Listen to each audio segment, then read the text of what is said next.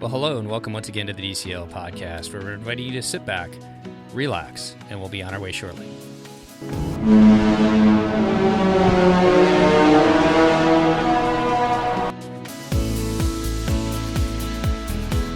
Well, welcome back to the DCL podcast, your podcast to help you and your family cruise a little smarter when the ships are sailing. The ships are sailing, and I am super excited about today. But before we do that, we are bringing in our two co-hosts all the way down in Florida. How are you doing today, Christy?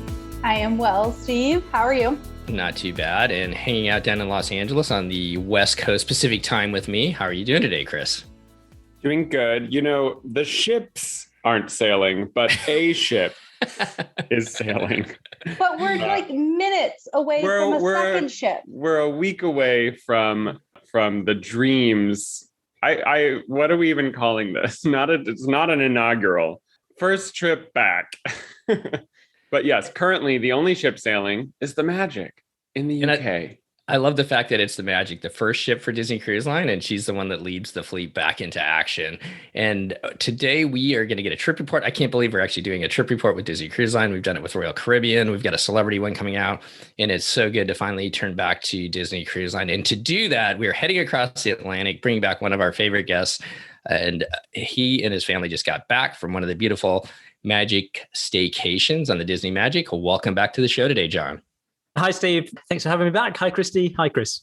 So you and your family just got back. Matter of fact, you guys pulled into port yesterday on the Disney Magic. Thank you so much for jumping on and doing this so quickly to get this trip report and all the information and the experiences you guys had out to our listeners. Talk a little bit about what it was like to get back on the water on the Magic, John. It was just fantastic. We last sailed in the end of October 2019 on the Fantasy, and it feels like forever ago. And I don't think I realized quite how much I'd missed it. So it was just great to be back on board.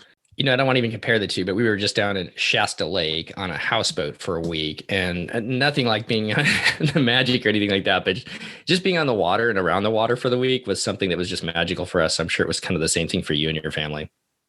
Yeah, definitely. So, John, can we start? Which cruise did you actually book? So the staycation cruises in the UK, the schedule is that they're sailing out of 4 ports across the whole summer. So it started on July 15th and ending in the early fall. And the first 6 of those cruises departed out of Liverpool. And we booked the final one of those, which was a 3-night cruise, and it left on July 30th. Now, Liverpool is not a normal port for a Disney ship. Is that true? Not entirely, no. So the Magic on its regular summer itinerary in Europe does have one usually British Isles cruise, and that British Isles cruise would normally stop off at Liverpool. So it does visit Liverpool pretty much on an annual basis, but it's not a huge cruise port. The reason we didn't do testing at the cruise terminal itself is because it's tiny. It's literally just a kind of a big tent. So Liverpool as a cruise port accommodates one ship at a time. That's what it's built for. Before we jump into the cruise itself, just talk a little bit about Liverpool. Why does the Magic stop at Liverpool? What are some of the things that people get to see? And did you guys spend some time there before you sailed? So we didn't on this occasion, but I worked in Liverpool for 5 years back in the 1990s. So it's a city I know well. And it has a huge maritime history. So go back 100 years, it was the biggest port in the world. So it has a lot of maritime. There's a maritime museum that commemorates all of that history. It's obviously most well known for the Beatles. There's all sorts of Beatles museums. You can visit the Cavern Club where the Beatles first played. And that whole port area 30 years ago was derelict, most of it, and over the last 30 years they've redeveloped the whole area, and that whole Liverpool waterfront is now a mix of bars and restaurants and museums. So Liverpool's a great city to visit these days. Lots to do. I'd really recommend it. And the ship park's right downtown there. It almost looks like where the port is, so easy to get around the city. Yeah, really easy. I mean, the main Beatles museum's a 5-minute walk from where the ship is. The Maritime Museum's probably a 2-minute walk. And then if you want to get up and visit some of the historic part, the other historic parts of Liverpool that aren't on the waterfront. So there's some other museums. They're maybe 10 minutes in an Uber. And I think word has it, and I know Chris is more of a fan of this than I am, but they have a pretty good football team as well.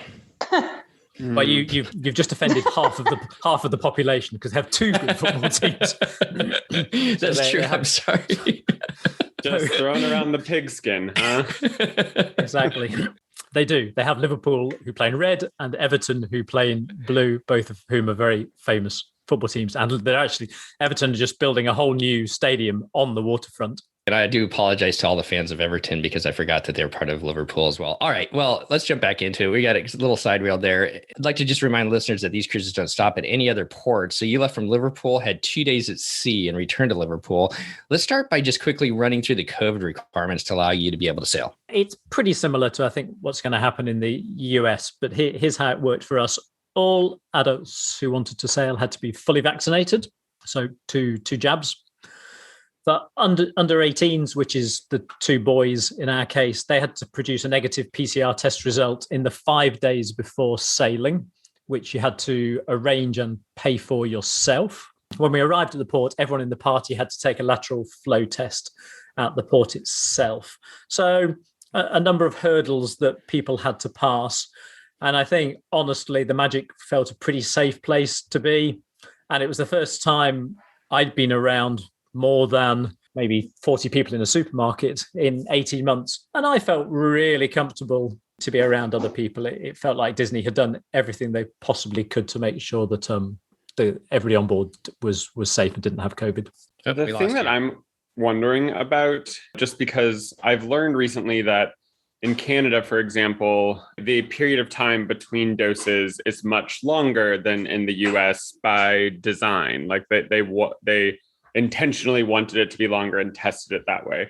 Is it also like that in the UK? And so there's a relatively small pool of folks who are double vaccinated? So yes is the answer to your question. We were originally running between 11 and 12 weeks between the doses. They have shortened that period of time now. I think it's around 8 for most people. So the bottom line in simple terms is if you're under 30 and hadn't managed to get the vaccination because you had underlying health conditions, if you're under 30, you weren't on the ship, or aged over 18 and under 30, an adult under 30, then you weren't going to be double vaccinated in time. For this cruise, the ships are sailing till September, end of September, by which point pretty much all adults in the UK could have been double vaccinated if they wanted to be. So you can sail at some point with Disney this summer or early fall if you want to.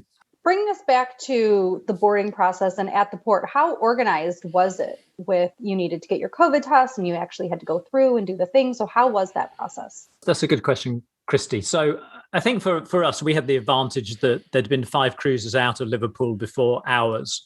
And on the Facebook groups, certainly for the first couple of cruises, there were stories being shared around long queues at the port. People who parked in the official car park were being tested in their cars, and that was causing a whole heap of delays. But by the time we sailed, they'd ironed all of that out, and it was actually really smooth. We had a port arrival time of 12:45, which was only 15 minutes after the concierge arrival, which was obviously the first slot. So we were always going to be ahead of that kind of main rush of people who were going to turn up at 2-3 o'clock in the afternoon.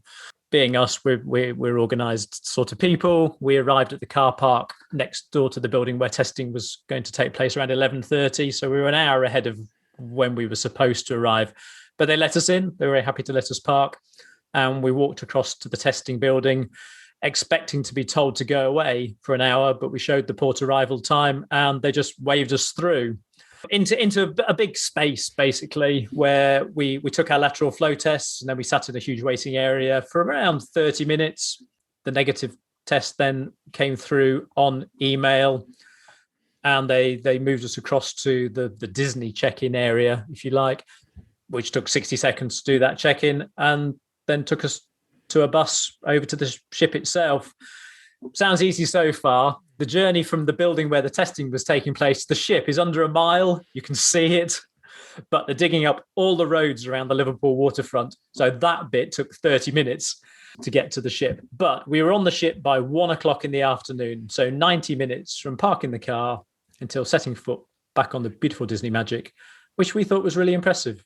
So one of the most amazing things our family loves is when, whether it's Port Canaveral or some of the other ports that we sailed out of, is driving up to the port itself and seeing the ship parked there and just seeing the funnels with the big Mickey on it and everything like that. It always puts a warm fuzzy in our hearts, I guess. But, how was it getting back on board those first few moments as you stepped back on board, John? Was it just as special, and maybe even more so because it had been so long and kind of everything that we've sort of been through over the last year or so? Oh, definitely. It felt really, really special. We were so happy to be back on board. Although those first few moments were different to how most of us have experienced it previously. The River Mersey is tidal, so we had to board on deck 1, which is not particularly special, walking in that little door on deck one forward by those elevators. So I've done it somewhere before. And it's not quite the same as walking straight into the atrium, but they then did direct us straight round to the atrium, where they did then do the family announcement, welcome to the Towler family.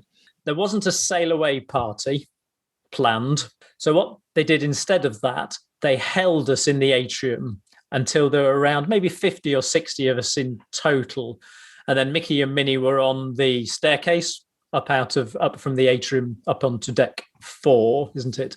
And they did a kind of welcome dance with a song, and it was okay. It's not the greatest thing I've ever seen, but it was okay. So that sort of 60-second bit of entertainment replaced the official sail away party. However, there was then a big bonus. I don't think there's anybody who enjoys the muster drill, isn't there? It's not a fun thing. But it was different this time. So what they did was they required us to do some muster drill process as soon as we got on board. So they made us log into the app. We had to click through a few screens to say that we'd understood what it was all about. And we had to attend our muster point. But all that we had to do at our muster point was scan a QR code on the wall to say that we'd attended. That was it. We thought that was it. But in terms of us having to formally go and do something, that was it. All that happened later on, kind of around 5 o'clock, was that there was an announcement and they played a video on the TV, a bit like they play a video on an airplane with what to do in case of an emergency. They played a video on the TV and we were expected to watch that video.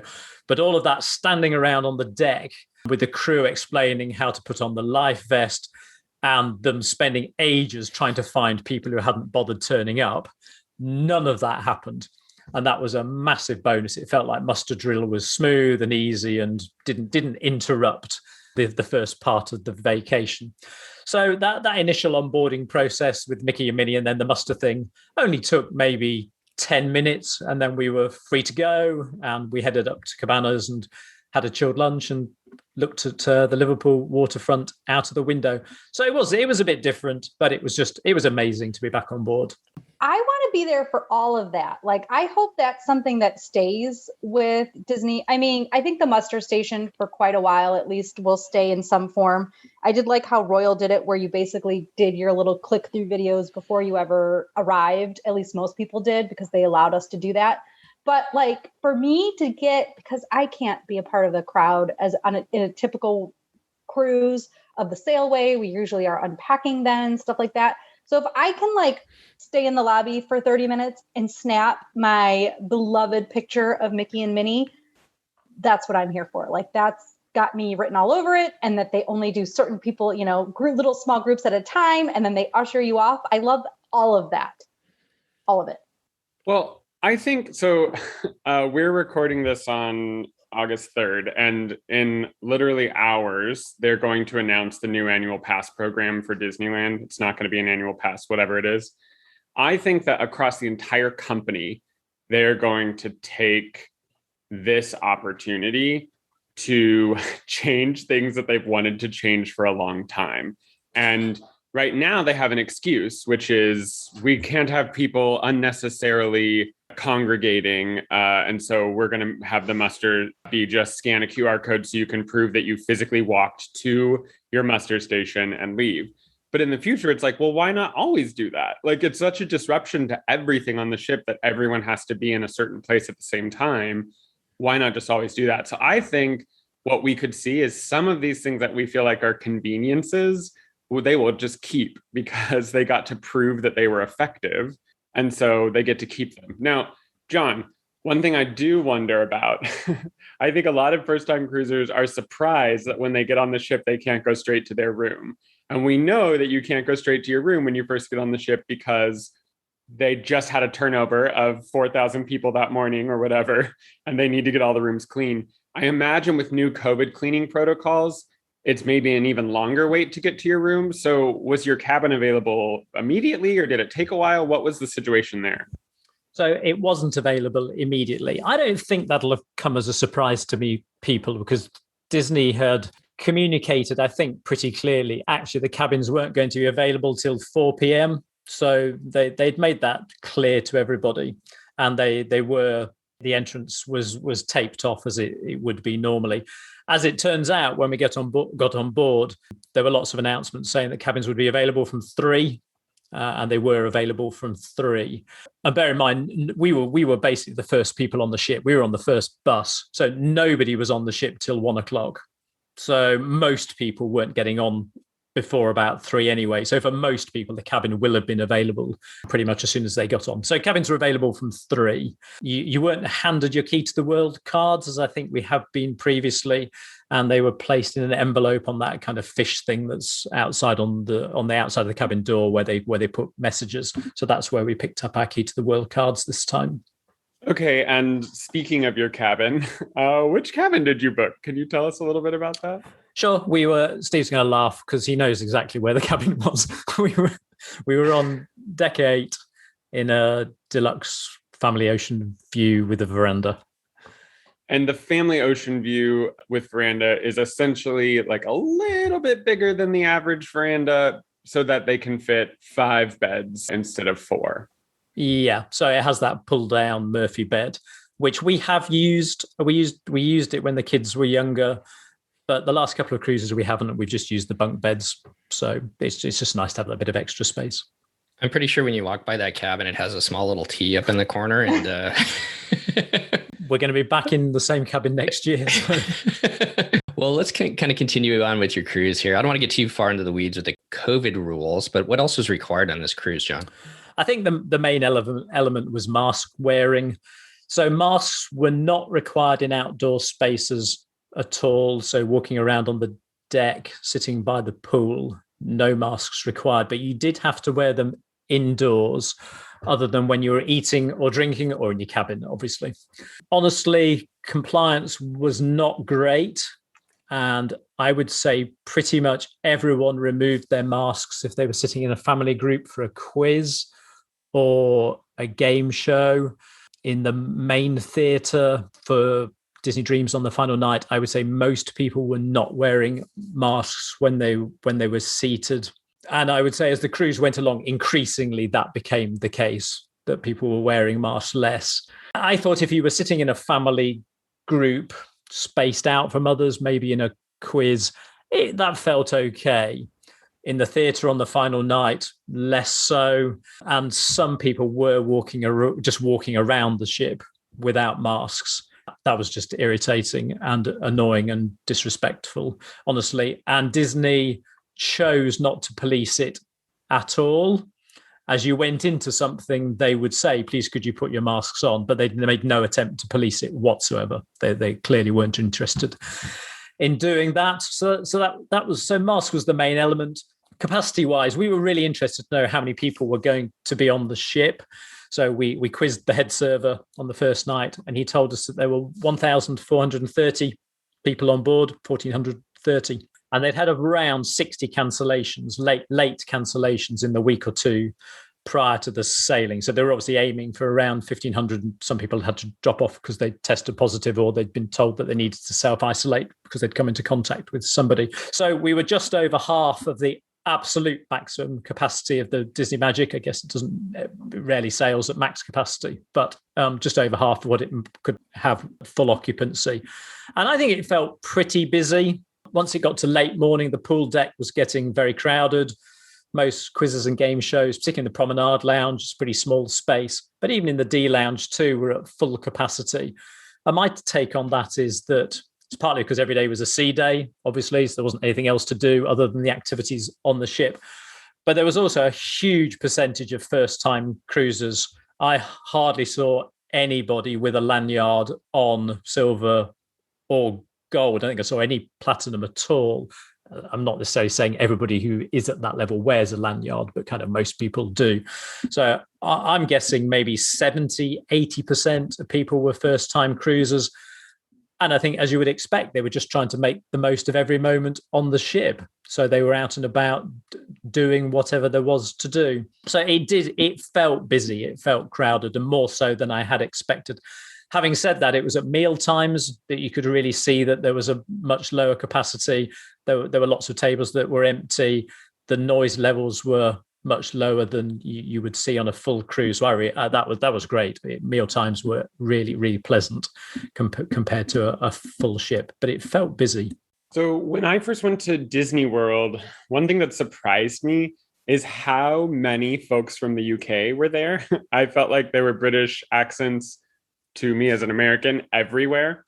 And then I learned that actually Disney World's a super popular vacation destination, and that Disney World as a company or as a part of the company does ads constantly in the UK being like, come over and see this. So I bet a lot of those first-time cruisers were like, listen, we can't leave and go to Florida right now. We love Disney. We've never tried this product, but it's coming to our doorstep, so we might as well do it. Do you think that's maybe an explanation for why there were so many first-time cruisers? I think that's absolutely right. And Disney promoted it. I mean, Disney will advertise Walt Disney World on the TV in the UK constantly, and they offer really good deals, which is why it's so popular. You know, the meal deal, whatever it's called. Is it called the meal deal at Disney World? That comes as dining plan. That's what I mean. Dining plan. We get all UK visitors to Walt Disney World get the dining plan as standard. So it's Disney. Christy, you'll shout at me if I say it's free. It's inclusive. It's included in the price. So we get it as part of the deal. In springtime, when Disney announced they were going to do these staycation cruises, they promoted them really heavily. There were adverts running on the TV for a number of weeks, which I've never seen that for a Disney cruise ever previously. So it was very well publicized.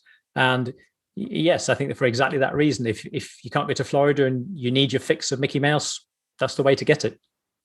Yeah, I mean, I think the three of us would have been like, get us on that ship if we had an opportunity to do a cruise like that. So, John, earlier you mentioned, you're not really a sit by the pool and read a book for 4 hours type of person. So what did you do while you were on board? Did you find there was enough to keep you occupied? That is something we were worried about because Disney hadn't said very much about what activities that were going to be available on the ship. So let me talk about the main evening event first, perhaps. I think the arrangements changed a bit depending on which cruise you were on. So I think they're sort of making it up a bit as they go along. But for us, it was as follows. Night 1 was a Freezing the Night Away deck party. Night 2 was a magician. And night 3 was Disney Dreams, for which they added a matinee show. So instead of just going to the slot opposite your dining time, if you wanted to go in the afternoon to the matinee show, that you could. And I guess they did that just to try and thin the crowds out a little. The Freezing the Night Away party was kind of okay. It was a bit lame. There was, I mean, the theming was Frozen, obviously, but it was kind of a bit loose, and we were doing the okie kokie and all sorts of strange things. I didn't really quite understand what that was all about. It definitely lived up to his name. It was cold and windy up on deck 9 on that first evening, and you were off the scale brave if you watched it from deck 10, where there was much less protection. We went up there for about 2 minutes and then realized deck 9 was going to feel much better. The crew were handing blankets out, and you definitely needed them. So that was night 1. It was kind of okay, but no more than okay. The magician on night 2 was only average 2. His magic was pretty basic. I think it came out of a Christmas present that he'd received when he was 8. But he was funny. He did make me laugh. He was a better comedian than he was a magician, perhaps. And then Disney Dreams on night 3 was Disney Dreams. Sort of. Love it or hate it. It was the same show as always, but not quite. They'd clearly tried to make it socially distanced for the cast members that were performing in it.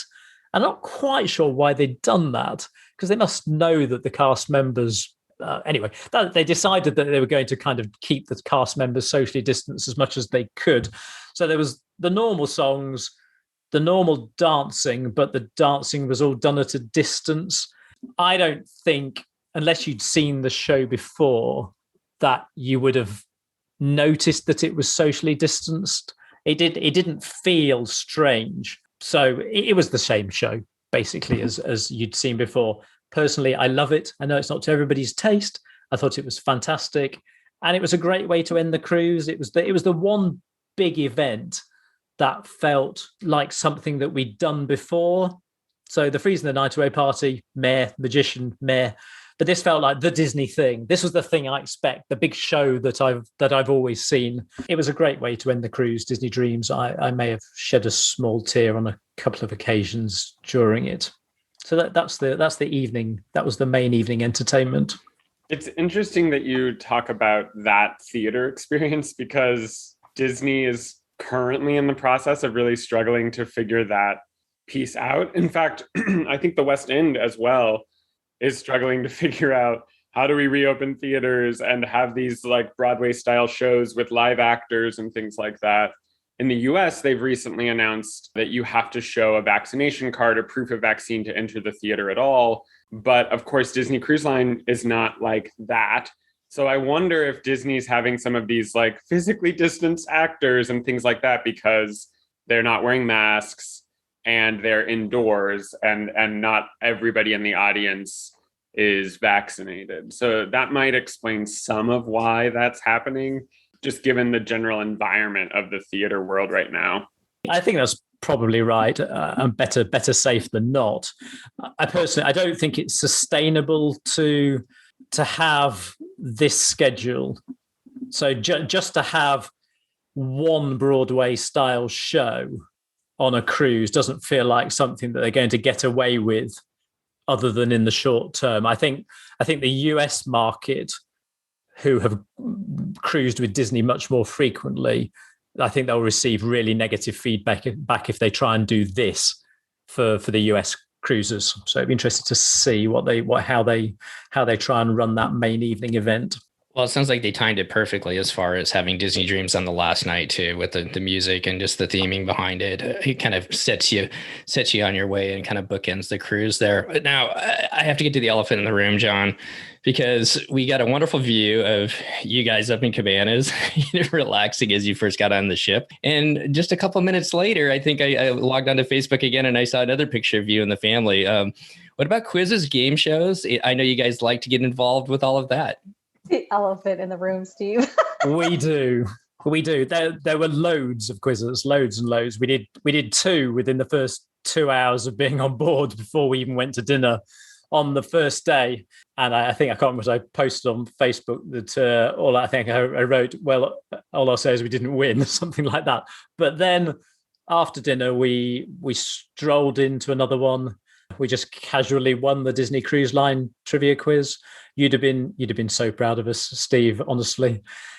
In fact, I thought it might be fun to ask you guys the 4 questions we got wrong. So we got 21 out of 25. Oh, well, if you got them wrong, I'm never going to get these. I think you will, because we're quite dumb. We got some difficult ones right and we got some easy ones wrong. That's my take. So What's the theme? What's the theme? We need to get it's our Disney brains... Cruise Line. It's Disney Cruise Line. Disney Cruise Line trivia. Yeah. Okay. Yeah. It's Disney Cruise. So there were some difficult ones. I'll give you a difficult one, just for fun. Which is the difficult one is, which we got right, is what part of the Walt Disney Company is Disney Cruise Line a part of? And that's quite difficult. Most people don't know that, but Parks, Resorts, and Experiences is incorrect. It's not? No, it's called Signature. I was going to say it's where Adventures by Disney is.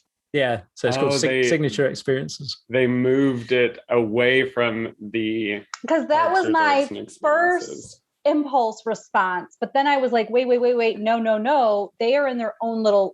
Yes, I hit my mic. They're in their own little level and they are with Adventures by Disney, hence the signature part. I would never have gotten the name of it, but I knew it wasn't.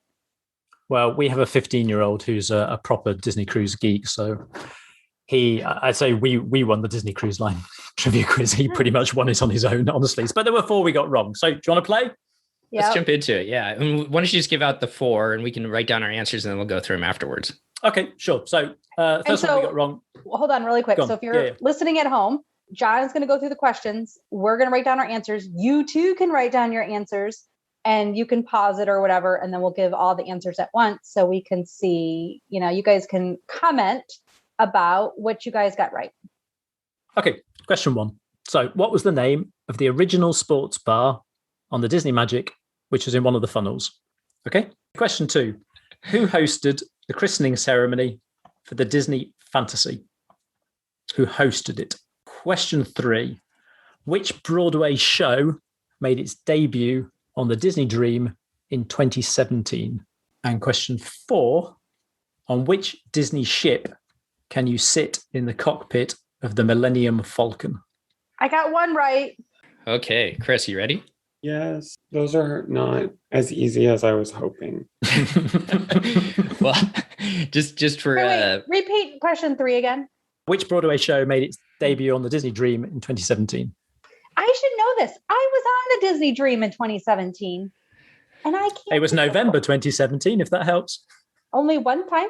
Wait, did you ask? No, did you ask who the godmother was for the fantasy? No. No. We wrote down who the godmother was. We knew that. That wasn't the question. The question was who hosted the christening ceremony. I think I know this one. all right, let's run through the answers. Okay, so the original sports bar on the Disney Magic was called the... No idea. Somebody can have a go? No idea. Yep. It was called the ESPN Skybox. Gross. Oh, God. I mean, yay, ESPN. Yeah. Woo, I'm glad they sport. moved beyond that one. Yeah, me too. I love sports. Yep. So, Okay. christening ceremony for the Disney Fantasy, who hosted I it? think Let's it have a was go. Neil Patrick Harris. Is correct. Ah, awesome. Yes. Very good, Chris. Brilliant. The Broadway show, which made its debut on the Disney Dream in 2017, Beauty and the Beast. I mean, that's what's on there is now. but- correct. Oh, well, I got it right. Literally, I was like, there's no way this is the right answer. Yeah, but- I Very was good. confused that you didn't get it right, John. No shade. No, I don't know why we wrote Frozen, but that's stupid because that was on the Wonder, and Right. I Yeah, knew that. fantasy. yeah, I thought it Right. must and be then harder we than- saw the very first show of it on the Fantasy. We were there, but yes. Anyway, so That's okay. Uh, Everybody has a moment. yep, Beauty and the Beast is correct, and then on the Disney Dream, on the Disney ship, you can sit in the cockpit of the Millennium Falcon. Is the The Disney Fantasy. Dream. It Ah, is the Disney Dream. Did So you if get you guys wrong, had been with us, we'd have got 25 out of 25, I think. Well, No, maybe. none of us would have gotten ESPN. Oh yeah, zone. no, No. yeah. Everyone. Why are they got that putting wrong. an ESPN zone in the funnel? Did anybody get it right in your trivia? I don't think so. We won by A landslide. quite a wide margin, I think. well, beyond the quiz shows, John, what else did you guys do on board? So there were loads of game shows on board as well, some of which we just watched. But as you would expect, Steve, you've met James. He's kind of a singy, dancey kind of kid. He tended to end up on stage. So he won a medal representing the kids in the Generation Quest show. So that was fun. We did a couple of drawing classes and family craft sessions. We watched a movie in the Buena Vista Theatre. The bingo was happening. That's not our thing, bingo, but the bingo was taking place as normal and was really popular. The queues for the bingo pre-sale thing were lengthy. So there was actually loads going on to keep you occupied. Our fears were not realized around that at all. It was easy to keep busy. Okay, what I have rapid fire questions related to these activities. What was the favorite character you drew? Okay, so the favorite character I watched my wife and my kids draw was probably, well, James is not the world's greatest artist and doesn't like it, but he's getting a pretty good Mickey Mouse these days. He's Okay. good at, he's Okay. got Mickey cracked, I think. And what movie did you watch in the Buena Vista Theater? I went to see Jungle Cruise with The Rock and How Emily cool Blunt. is that? Yeah, really cool. It came out, I don't know what the world premiere was, but it came out in the UK the day we sailed. That's amazing. You got to go to a premiere at sea. Yeah, and it was good. That's super cool. And you got to see it on a big screen. So that's even better. Yeah, it was, And then it was fun. It was good. my last rapid fire question is, how many rounds of Match Your Mate did you play? So we went and watched the How Well Do You Know Your Family version, which isn't called that. The They've changed the family name version, the family version of Match Your Mate. but it's not even called. They've changed the name of a bunch of the game shows. It's called something different now, and I can't even remember what it's called. Something else, but it's that. So we watched a couple of rounds of that. We normally stick our hands up and try and participate, but we kind of thought we'd let some other people have a go this time, as there were a whole bunch of first time cruisers. We thought we'd sit and watch. I think Match Your Mate was on one, I think maybe once late at night, but no, we didn't do that. So there was some talk, changing the subject to the outside, which I know is not necessarily your favorite thing, sitting around the pool, but there was talk before the cruises went that there'd be some virtual queuing system for the pool. How did that all work? Sure, and they updated the app to allow for that virtual queuing to take place. And for the first couple of cruises out of Liverpool, that was a thing. They were doing virtual queuing, but by the time we got on board, they'd abandoned all of that and replaced it with a free-for-all in the pool area. So you could just go and sit around the pool on those lounger chairs when you wanted for as long as you wanted. And there was a physical queuing system to get into the actual pool itself. And the rules were a maximum of 24 people in the pool at any time. And you were allowed to stay in for 15 minutes. And then you had to get out. But you could then just rejoin the queue as soon as you got out if you wanted to. And Sam likes the pool. And he went early-ish after breakfast on both days. I think it opened at 9 o'clock. I think the hours were 9 in the morning till 10 at night. And he was maybe there 9:30 both mornings. And it was pretty quiet at that point. He was able to get out of the pool and get straight back in again without any sort of queue. He had a couple of goes down the Aqua Dunk, Steve, you'll be pleased to hear. And there was no queue at all at that time of day. And I don't think there were many queues for the Aqua Dunk throughout the cruise. But as I said, the pool area got really busy later on in the day. And I don't know how long the wait was to get in the pool itself. But as we walked by, the queue was kind of long. So the pool area was busy. 3, 2, 1, bombs away. You know, I think that the mini, what's the Wish thing that they're doing? I can't even remember. Oh, the Aqua Mouse? Right, yeah, the Aqua Mouse. I'm sure the Aqua Mouse is going to be nice, but I tell you what, the Aqua Dunk is very simple and fun. So don't pass that up when you go on the Magic. So John, they were also talking about possible, different theming with Marvel characters. I don't know if they did any Star Wars stuff. What did they do for that? So the first full morning was Marvel morning. There wasn't any Star Wars, anything to do with Star Wars at all. So the first full morning was Marvel morning, and there were themed quizzes, animation classes around Marvel characters, lots of appearances from Marvel characters themselves, and the regular Disney characters were all dressed up in their Marvel costumes. Marvel's not really our thing either, so we ignored most of that. But we did manage to catch Mickey, Minnie, Daisy, and Donald in their Marvel costumes, which was fun. So shall I just do how that character interaction worked, because it was different this time. So the character interaction was socially distanced. There was no hugging or high-fiving Mickey or any of the other characters this time. You couldn't get close. You also had to take all of your own photos, so they didn't have a photographer present. Probably the weirdest change, I didn't really quite understand why they did this. There were no set times when a particular character would appear. So you couldn't log onto the app and see Mickey was going to be on the deck 4 balcony between 10 and 10:15. There was none of that at all. There were longer sessions, say 2 hours or 3 hours, where you knew characters would be appearing. You didn't know which ones. You just had to rock up and see who was there.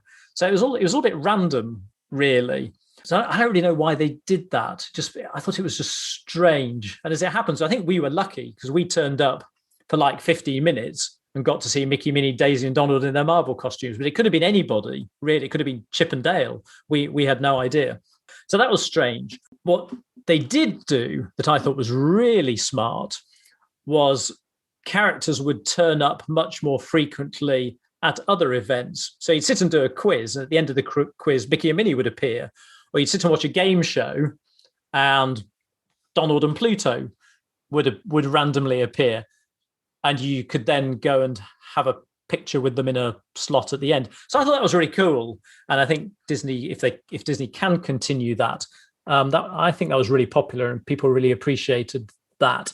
So a bit of a positive and a bit of a negative for me on the character interaction, but the social distance thing, that was fine. You still got to take a nice photo just with them slightly in the background. So I can't not ask if you had a chance to see the eighth wonder of the Disney Cruise Line, which is Captain Minnie. Was she anywhere to be found? She was. I don't think we got a picture with her, but we definitely saw her. So she was around, yes.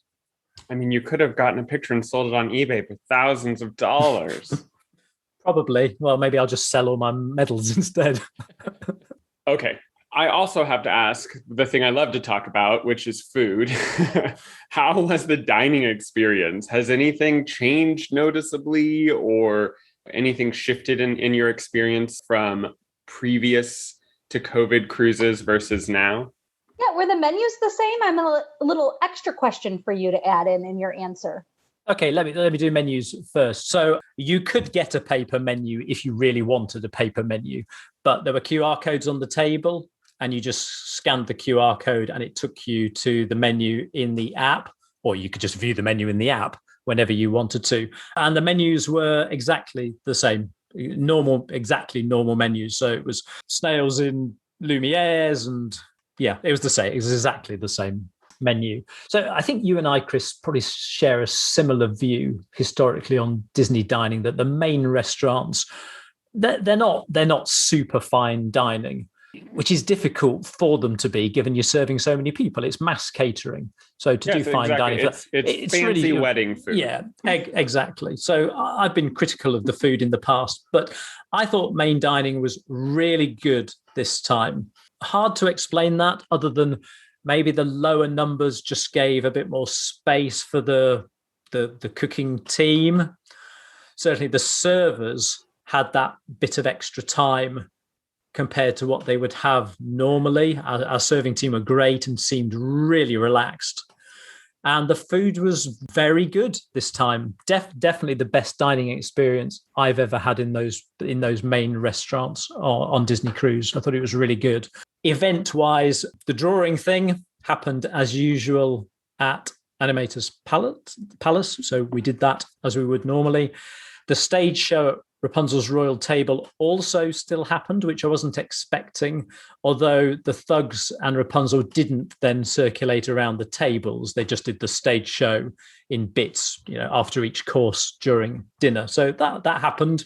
All of those snack joints on the pool deck were all open as usual. But if you wanted to have an ice cream or a cold drink, so that drink station on the back of Deck 9 by Cabanas, that wasn't self-service anymore, nor ice creams. A crew member would serve you your drink or serve you your ice cream. Cabanas was different, as we had all expected that it would be. It was still a buffet at breakfast and lunch rather than a table service, but it wasn't a self-service buffet. You would ask for what you wanted and a crew member would then serve it to you. And Cabanas was also split into 5 identical stations, try and prevent people kind of queuing along the whole length of one side. And that did mean that the choice of food was somewhat more limited than it had been previously, particularly at lunch times. We didn't think the choice of food was very good. In fact, we abandoned it and ended up just going to the Duck-In Diner and the pizza place on the last day because we thought Cabanas was a bit disappointing. So that's how it was. Cabanas wasn't as good as it is normally, but frankly, they probably did as the best job they could in the circumstances with that. We didn't book Palo, but we have heard from a few people saying for the brunch, they really missed the buffet element. So if you wanted the cheese or the cold meats where you could just normally walk up to buffet and pick what you wanted, obviously you couldn't do that. They would bring you a tasting plate with some cheeses or a tasting plate with some meats or a tasting plate with some pastries. The feedback was, well, people understood why it was how it was, but it was a lesser experience because of it. Now you guys know how I experience Palo. Yeah. So I'm actually, buffet's not my jam, even in a normal time. I think I've never really had a buffet that I thought was great food.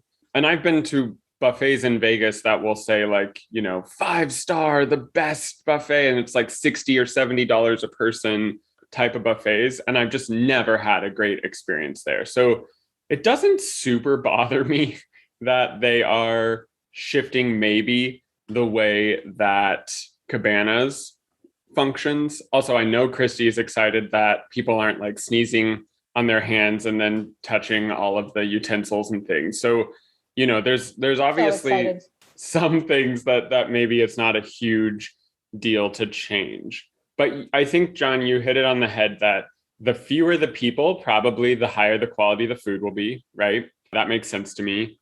And that's one of the reasons why Palo and Remy have historically been really, really quality dining experiences, because they're so limited in capacity. They have a dedicated kitchen. All of that tracks. I imagine once we get to a place where COVID is not dominating everything, Palo will return to that brunch style, go pick up the pastries you want, or, however many chocolate covered strawberries you can eat. So it sounds like overall it was a good dining experience comparatively.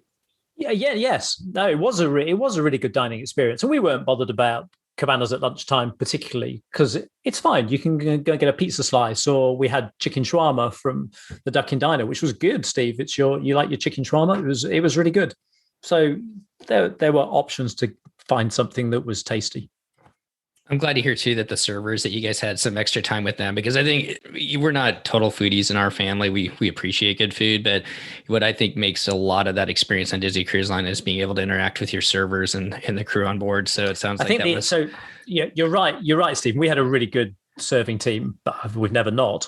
They were different, and so they weren't putting crayons on the table and doing those riddle things, move 3 crayons and make this shape. We weren't doing any of that. We didn't see any magic tricks happening around the tables. So I think they were under pretty strict instruction. Stay as distanced as you can from the customer, be friendly, but don't get up close and don't get touchy-feely with the customers. And I think the crew found that quite frustrating, actually.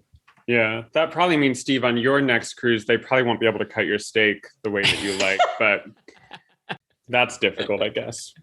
From food, let's move on to the kids' clubs, the spa, the gym, and some of the shops around the ship there. John, what did you notice about that? Did Sam and James spend any time in the kids' clubs? So I haven't got a huge amount to say about any of those things, because the boys didn't do kids' clubs at all, so I can't tell you whether that worked well or not. But the Facebook reviews for the club and the lab were really positive. I assume that all worked out well, and people seem to be able to get there. I think people worried that they were only going to have very limited time slots where they were going to be able to get their kids into the clubs, and that didn't seem to be the case. They seemed to be able to get their kids in largely as they wanted to, so that was good. We didn't bother with the spa or the gym. They were limiting capacity in the shops, and the first day or so there were some long queues to get into the shop because people were desperate to buy something or other that they'd set their heart on. But after that, it was just fine. I did hear some complaints about poor stock levels, but I don't really know how legitimate that is. I think the choice of Dooney and Burke handbags wasn't amazing. Sam wanted to buy an animator's palette butter knife for some reason. He decided he wanted one of those, and they didn't have any of those. Yeah, I don't know. So there were some complaints about poor stock levels in the shops, but who knows? Yeah, that's all I can contribute on that, Steve, really. Well, that's good to hear about the kids' clubs, as far as, because I know a lot of people were worried about that, as far as being able to get their kids in and their kids being able to spend time in the clubs. So that's good to hear. But then we're at the end of your cruise. We are. I'm not ready for that emotionally. How were you? Were you guys ready for that? How was that final disembarkation? Do you know what? That's day? a really strange question. We've never got off a cruise where James hasn't been in tears, and he was okay this time. And I don't know whether that's because he's a year and a half older than he was previously, so it's a bit of maturity, or maybe it's because we'd only been on for 3 days. So it didn't feel quite like he'd made it his second home as previously. I don't know. But actually, I would say we were a bit more chilled and relaxed about getting off than we ever have been before. And that's going to come across as negative. It's not meant to be. I think it's just maybe that's how it is on a short cruise. So Yeah, I can see that. Yeah. So I don't know. I can only explain my feelings. I'm not sure I can articulate very well why I had those feelings, but we were all kind of okay about getting off, really. And it was easy. In fact, it was nice in a way because they decided that those assigned breakfast slots that you get, we're all used to. If we're on main dining, we might have to go down to breakfast at 6:45 on that final morning, and that's tough. It was later this time, so we were on main dining, and we'd been assigned a slot of 7:20 on that final morning. And some of those who were on second dining didn't have to have breakfast until after 9. Amazing, after 9. But having said that, we ignored all of that. We didn't go down to Lumiere's. We wandered up to Cabanas, which was open on the final morning, because you can just take your time in Cabanas and relax and not feel like you're being hustled off the ship. And we kept our luggage with us. We only had a couple of cases. So we just walked off when we were ready, gave a wistful glance back to the Magic and headed back to our car. Well, before we finish up and kind of summarize your thoughts, I got just a couple rapid fire questions to some things that people have asked about it. How was there any possibility of getting future cruise credits or doing another booking on board? Okay, so yes and no. We have normally had cruises booked when we've been on board, but we've taken the opportunity to go up to that future cruise desk and see if there's a better price to be had on the cruise that we already have booked. So effectively to renegotiate that price. And we asked at guest services whether that was available on this cruise, and we were told, nope, you couldn't do that. So the only thing that you were able to do was book a placeholder. That was it. You couldn't do anything else. And the placeholder benefits were still in existence for 10% off, book within 2 years. Was all that stuff the same? I don't know the answer to that question, but I presume so. And could you do that just through the app? Because I found that like the last one we did, you didn't even have to go to the cruise desk. You could actually book it through the app, I believe. So I heard it was available on the app, but because we weren't going to do it, so I didn't look for it. But I heard it was available on the app. During your cruise, besides the kids clubs, and initially they were talking about the pool, booking spots at the pool, was there anything else that you guys had to book on the app or could? I think in the end there was, well, there were the things you could book on the app in advance. So right. All the mixology and wine tasting and all of that, you could still have booked that on the app if there were spaces available. And I guess the same would go for the spa. Okay. So the only things that were bookable were the things that you could have already booked prior to boarding. So they'd said that you were going to have to book a spot if you want to go to the gym. They abandoned all of that. You could just turn up. Okay. And I'm gonna throw this out because Christy talked about this being on the royal ship that she was just on, the Allure of the Seas, and how it looked a little aged. How did the Magic look? Oh, fantastic. Absolutely. But so they'd obviously spent some money. So bits that were different.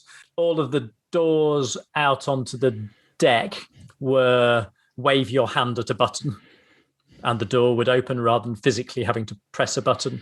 They'd updated all the controls in the lifts. So it was a big fancy screen, and you just still touch the screen. So I'm not quite sure how touching a screen is any different to touching a button. But anyway, so they had spent some money on some bits and pieces of tech in the ship, but she looked sparkling, fantastic. We would expect nothing less, right? You guys, even I talked about on the Allure recap, the way that some of the things in that cabin were left, and it was clean, physically clean. There were just marks and scuffs. And I just think Disney would have covered that up. Yeah, you would never know. It's a 20-year-old ship. Two more questions. The cruise kind of stayed overall. Happy to see you guys back on board. No, sorry, say the crew. Yeah, the crew just overall. Oh, I mean, I think the crew, it was a close call between who was happiest to be back on the ship, the customers or the crew. And we tend to get to know the entertainment's crew really well because we're interacting with those guys. And two of the English girls that were on board with us in 2019 on the Fantasy were both on board this time, and they were both saying how the whole 18-month experience of not being on the ship was really difficult. They had to go and find alternative work. And they both said, as soon as they got the call from Disney, we're going to be sailing. It's going to be a UK staycation. Do you want to come and do it? They both signed up just as quickly as they possibly could. So the crew were just delighted to be back on board. The only thing I did hear that they thought was going to be difficult over the course of the summer, they're not allowed off the ship at all. Wow. So, we know that when we do port stops on some sort of rotation, they get downtime and they can go off. Not allowed to do that at all. That once they're in the bubble on the ship, they stay in the bubble. In the same way, as soon as we've been tested at the port, I said from that port testing building, we could see the ship. We could have walked there in 10 minutes rather than doing a 30-minute bus ride through the traffic. But they wouldn't let us walk because we were in that bubble and they knew we tested negative and we were safe. So they're keeping the crew on board for the duration. So that's going to be mentally quite challenging for some, I should think. Logistical part of my brain wants to know, how do cast members get prescription medications? How do they get like the snacks that they like, or the things that they would normally run to CVS when they were at Port Canaveral that they can't do anymore? So for one, I believe that like in Port Canaveral, they can still get shipments because there's a couple of people that we're following on Instagram that get mail and things like that. But I can say that prescription medication is all issued by the shipboard doctors. And I know this, we didn't talk about it, but I actually forgot like an idiot medication that I had been taking that I very much needed to keep taking during my 2-day cruise on my Allure cruise. So I had to go see the shipboard doctor that first night. They have a lot of medication because they are the ones giving it to their employees, their crew members for the summer. And as for snacks, we'd heard that one of the Ents crew that we knew was going to be on board, we'd heard on Facebook. So we took some chocolate on. So I think they rely on nice people like us, Chris, to take them gifts. Well, I'm happy. I'd be happy to do that. We, over the years, have definitely made friends with different cast members. And if we're going to go on their ship, we'll be like on Facebook messaging them, hey, we're going to be on the ship on these dates. Do you need anything? Or we're excited to see you, or make sure that you request us in your rotation, or things like that. It's always special to get to see people again and build those relationships. So how would you sum up your overall staycation cruise? Just awesome to be back on board. Just really, really amazing. We missed the port stops and the excursions that you can do, but everything else was fantastic. Just really, really great. And that was our 5th Disney cruise. So we're now also gold, which was kind of the reason we booked in the first place. We wanted to get to gold prior to our big adventures next year. So we achieved that aim. Congratulations. Thank you. And now you get to make your port reservations or shipboard reservations a little bit earlier, which is exciting. But you also, one of my favorite random little things, you get 10% off in the shops now. We do. Yes. And not only that, with one of yours coming up, they have like a night where you get to hang out with ship's officers and stuff like that, which I've never been able to do. We've got one hopefully going to happen next summer. I'm kind of looking forward to seeing what they do for that. So wear that gold lanyard with pride. I know that you guys will.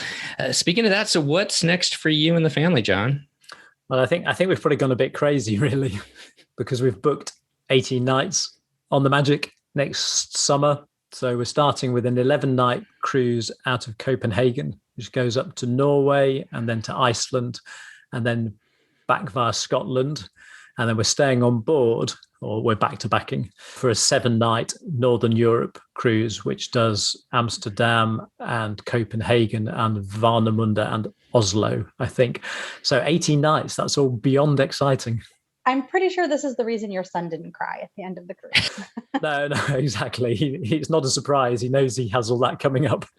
I mean, that's almost like a month on board the Disney Magic, John. So. Can you even believe it? Oh my God, that's so cool. Well, we're super excited for you to have taken this cruise and, spend that time with your family. It's been kind of a crazy year for the last year and a half. So good on you guys for getting back on board and enjoying yourselves and just spending that time together. And we're excited for you to go on your next adventure next summer. Any final thoughts, guys, before we close up today, as far as talking about the Disney Magic and a staycation over to the UK? I just am so happy we are doing trip reports for Disney Cruise Line again. This is brings me joy that I get to carry forward for the rest of the day.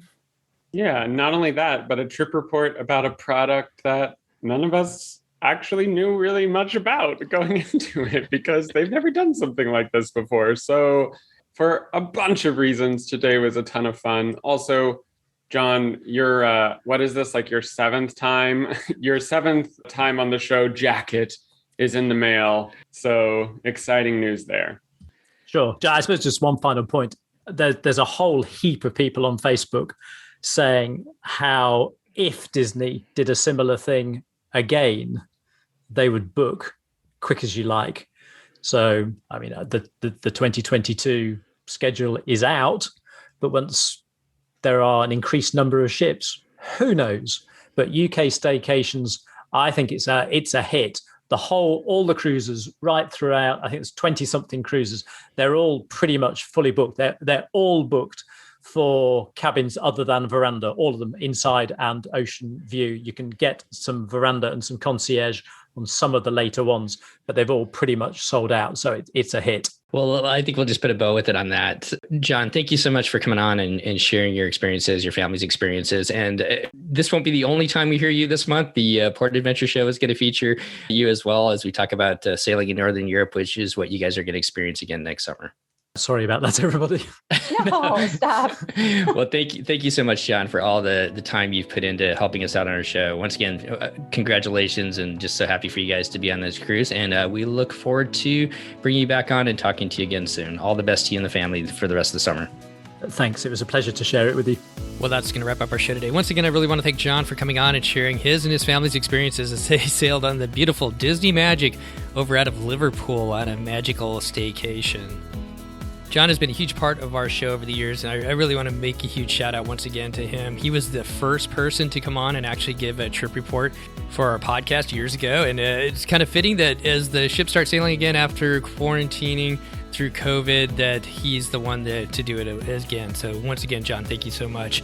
And I can tell you today, just talking about Disney Cruise Line sailing again, it really puts a warm place in myself, Christy, and Chris's heart to be able to bring this show to you. And thank you for all of you who have stuck with us during this kind of downturn. And we look forward to not only bringing this show to you, but many shows more in the future, especially as the Disney Dream gets ready to sail August 9th, and with speculation of the Fantasy beginning later in the month as well. Well, if you're enjoying the show, we sure would appreciate it if you pass it on to others who might enjoy Disney cruising or just travel in general.